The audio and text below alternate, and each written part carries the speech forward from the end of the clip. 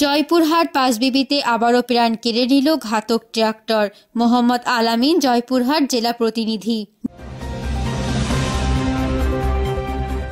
জয়পুরহাটে পাঁচবিবি শিমুলতলী বাজারের পূর্ব পাশে কাশপুর গুচ্ছগ্রাম এলাকায় আজ রবিবার দুপুর 2টায় মেসি গাড়ির ধাক্কায় এক বৃদ্ধ মহিলা শ্রী সরলা রানী নিহত হয়েছে। নিহত বৃদ্ধ মহিলা শ্রী সরলা রানী পাঁচবিবি শিমুলতলী এলাকার কাশপুর গুচ্ছগ্রামের মৃত শ্রী বিনয় শর্মার স্ত্রী।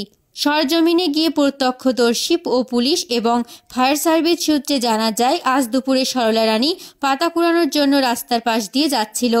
এমন সময় দুই দিক থেকে দুই ট্রাক্টর এসে বিপরীত দিক থেকে আসা ট্রাক্টর সঙ্গে আঘাত লাগলে ঘটনাস্থলে সরলা রানী মাটিতে লুটিয়ে পড়ে। সঙ্গে সঙ্গে ঘটনাস্থলে সরলা রানীর মৃত্যু হয়। ঘটনাস্থলে ফায়ার সার্ভিস এসে লাশটি উদ্ধার করে এবং দুইটি মেসি আটককৃত অবস্থায় রয়েছে। প্রত্যক্ষদর্শী সরলা রানীর নাতি শ্রী পল্লব সাংবাদিকদের জানায়, আমার নানি দুপুর আনুমানিক 2টার দিকে রাস্তার পাশে পাতা কুড়ানোর জন্য আসছিল।